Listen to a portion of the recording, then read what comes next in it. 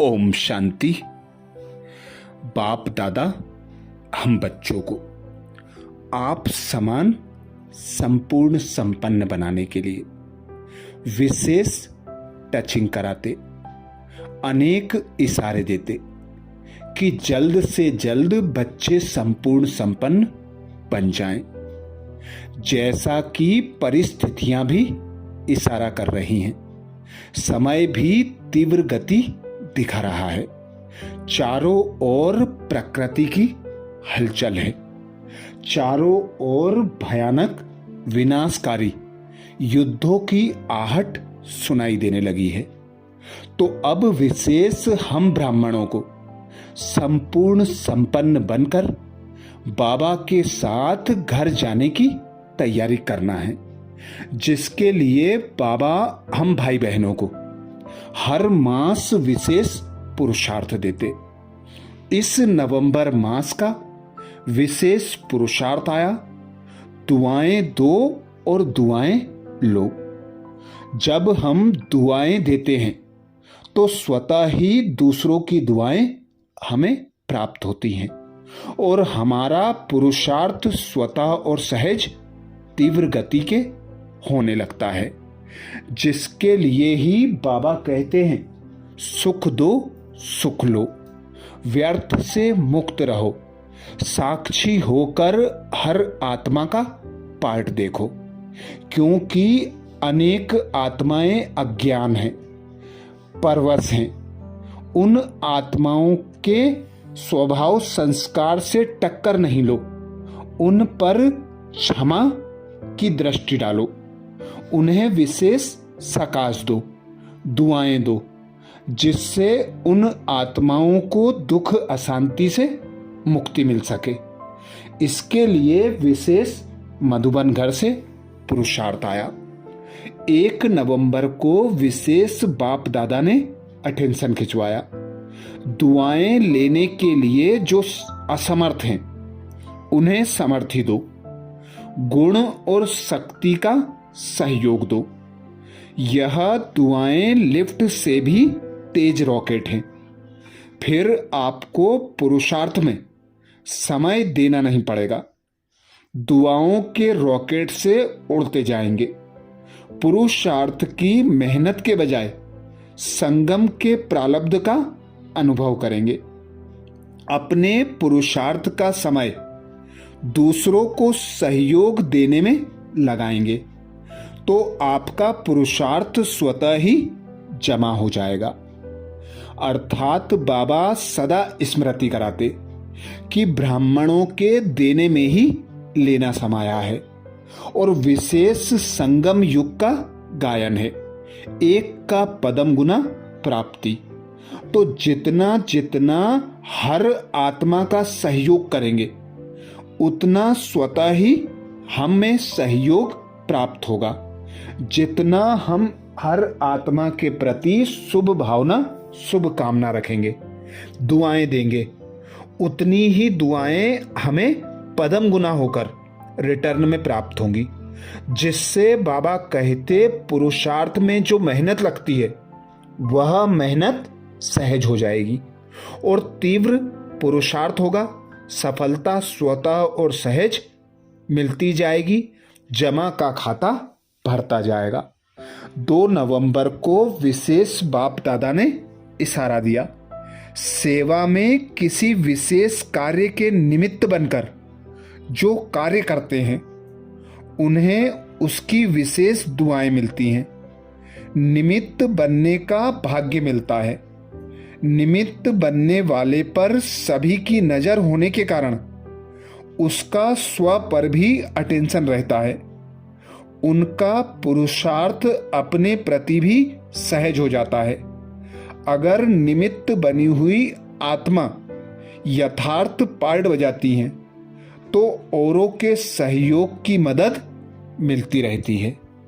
अर्थात जो बच्चे करावनहार पिता परमात्मा की स्मृति में रहकर निमित्त होकर हर कार्य को सेवा अर्थ करते हैं तो उन्हें मेहनत भी कम लगती है और अन्य आत्माओं की दुआएं और सहयोग भी स्वतः और सहज प्राप्त होता है।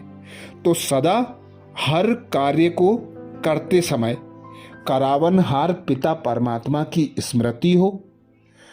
अशरीरी आत्मा अनुभव कर जब हम किसी भी कार्य को करते हैं तो बाबा साथी सहयोगी बनकर हमारी मदद करता है और विशेष हमें अन्य आत्माओं का भी सहयोग स्वतः और सहज प्राप्त होने लगता है।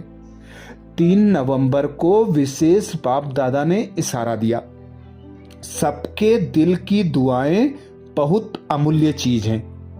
दिल से जिसको जितनी दुआएं मिलती हैं वह दिल की दुआएं जमा होती हैं तो सहज पुरुषार्थ हो जाता है। सिर्फ सेवा में जी हाजिर, हाँ हाजिर करके पुण्य का खाता सदा बढ़ाते चलो। अर्थात हमें अनेक बार अनुभूति होती है कि बड़े से बड़ी विघ्न, बड़े से बड़ा कार्य एकदम सहज हो जाता है। तो हम यह अनुभव करते हैं कि बाबा हमारे साथ है, हमारे साथ कई दुआएं काम कर रही हैं जो हम बड़े से बड़ी परिस्थिति और विघ्न को स्वतः और सहज पार कर रहे हैं। तो ऐसे दुआएं प्राप्त करने के लिए बाबा विशेष अटेंशन खिंचवाते कि सेवा में जी हजूर, हाँ हजूर करते चलो। हाँ जी का पार्ट जो बजाते हैं उन्हें स्वतः और सहज दुआएं प्राप्त होती रहती हैं। 4 नवंबर को विशेष बाप दादा ने अटेंशन खिंचवाया, दिल दिमाग सदा आराम में हो, सुख चैन की स्थिति में हो, ऐसी संतुष्ट मणि बनो। यह संतुष्टता ही बाप की और सर्व की दुआएं दिलाती हैं। संतुष्ट आत्मा सदा अपने को बाप और सर्व की दुआओं के विमान में उड़ता हुआ अनुभव करेगा। दुआ मांगेगा नहीं, लेकिन दुआएं उसके आगे स्वतः ही आएंगी। तो हर आत्मा के प्रति शुभ भावना, शुभ कामना रखना।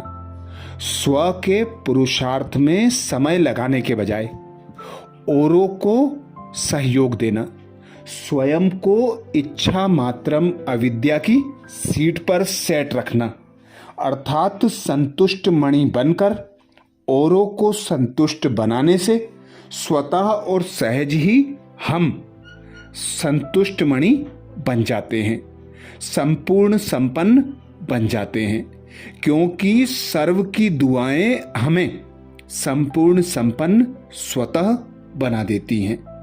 5 नवंबर को विशेष बाबा ने इशारा दिया, कोई आत्मा है ही कमजोर, तो उसकी कमजोरी को देखने के बजाय उसे सहयोग दो तो दुआएं मिलेंगी।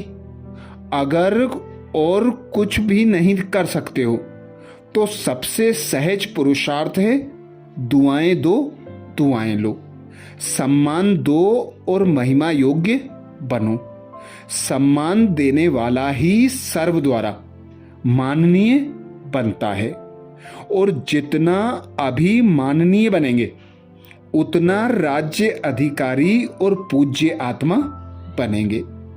बाबा कहते, संगम पर जैसा बीज बोओगे वैसा ही सतयुग में जाकर काटोगे।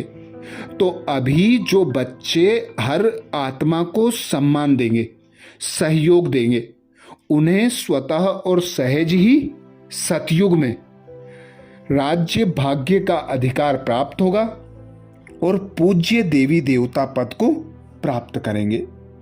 6 नवंबर को बाप दादा ने इशारा दिया, वर्तमान समय प्रमाण क्षमा करना ही शिक्षा देना है। जैसे शिक्षक बनना बहुत सहज है, ऐसे क्षमा करो, रहम दिल बनो। सिर्फ शिक्षक नहीं बनो, जब अभी से क्षमा करने के संस्कार धारण करेंगे तब ही दुआएं दे और ले सकेंगे।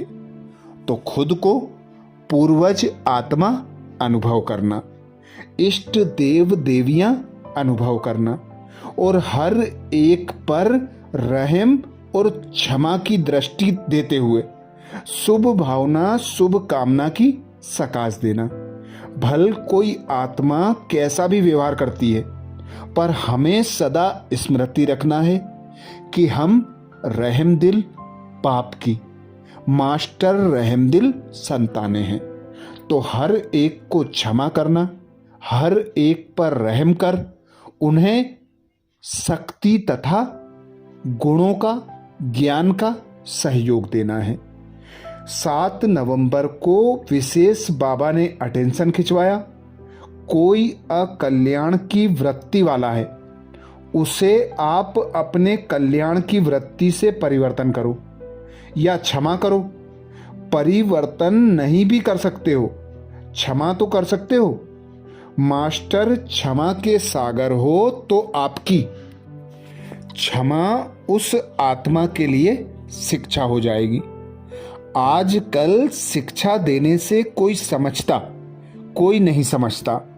क्षमा कर दी तो वह क्षमा ही शिक्षा हो जाएगी। क्षमा करना अर्थात शुभ भावना की दुआएं देना और सहयोग देना। 8 नवंबर को बाबा ने विशेष अटेंशन खिंचवाया। कोई कैसी भी अवगुणधारी आत्मा हो, अज्ञानी पतित आत्मा हो, ब्राह्मण परिवार की पुरुषार्थहीन आत्मा हो, पहले उसे क्षमा करो। जैसे बेहद का बाप बच्चों की बुराई व कमजोरी को दिल में न समाते क्षमा करते हैं, पूज्य देवता भक्तों पर क्षमा करते हैं, ऐसे आप भी विश्व कल्याणकारी मास्टर रचता बाप के समान पूज्य आत्मा हो। आप भी किसी की बुराई व कमजोरी दिल पर ना रख, पहले क्षमा करो। उसके बाद ऐसी आत्मा के कल्याण के प्रति उसके वास्तविक स्वरूप और गुण को सामने रखते हुए महिमा करो, अर्थात उस आत्मा को अपनी महानता की स्मृति दिलाओ। तब उसके दिल से आपके प्रति दुआएं निकलेंगी। तो हर आत्मा की विशेषताओं को देखना, उसका गुणगान करना, उसे सम्मान देना, उसे सहयोग देना, यही उस आत्मा को आगे बढ़ाने का, शक्तिशाली बनाने का आधार है। 9 नवंबर को विशेष बाबा बोले, जैसे कोई शरीर से कमजोर होता है तो उसे दूसरे कोई का ब्लड देकर ताकत में लाते हैं, कोई शक्तिशाली इंजेक्शन देकर ताकत में लाते हैं, तो आप सब में भी शक्तियां हैं। उस शक्ति का गुणों का सहयोग कमजोर शक्तिहीन आत्माओं को दो, असमर्थ आत्मा को समर्थी दो। जब आप अपने गुण और शक्ति का सहयोग देंगे तब वे आपको दिल से दुआएं देंगे। इसके लिए ही बाबा कहते विशेष हर आत्मा के प्रति शुभ चिंतन चलाओ, हर आत्मा के प्रति शुभ भावना शुभ कामना रखो, हर एक के शुभ चिंतक बनो, जिससे शक्तिहीन आत्माएं भी शक्तिशाली बन जाएं, उदास और अलबेली आत्मा भी उमंग उत्साह में आ जाए, निर्बल भी बलवान बन जाए। यही श्रेष्ठ कर्म बाबा ने हम ब्राह्मण बच्चों को दिया है। तो यही श्रेष्ठ कर्म करके हर एक की दुआएं प्राप्त करना है और जमा का खाता भरते जाना है। 10 नवंबर को विशेष बाबा ने इशारा दिया, अगर कोई कमजोर है, वशीभूत है, तो उसके प्रति पहले भाषा और संकल्प बदली करो। यह संकल्प में भी ना आए कि यह तो बदलने वाला ही नहीं है, अथवा पहले यह बदले, नहीं, मैं पहले बदलूं, जैसे और बातों में मैं आता है ऐसे कोई क्या भी करता है, मुझे क्या करना है, मुझे क्या सोचना है, वह क्या कहना है, इसमें मैंपन लाओ। इससे ही श्रेष्ठ वाइब्रेशन फैलेगा और आपको सबकी दुआएं मिल जाएंगी। अर्थात बाबा ने अनेक मुरलियों में हमें इशारा दिया है, स्वपरिवर्तन के आधार पर विश्व परिवर्तन संभव है। तो सबसे पहले स्वयं को बदलें, फिर अपने आसपास के वायुमंडल को परिवर्तन करें और फिर अन्य आत्माओं का परिवर्तन करें। तो स्वतः और सहज परिवर्तन भी होगा और दुआएं भी स्वतः और सहज प्राप्त होने लगेंगी। अच्छा, 11 नवंबर से 20 नवंबर तक के बाबा के इशारों का मनन अगले वीडियो में फिर करेंगे। ओम शांति।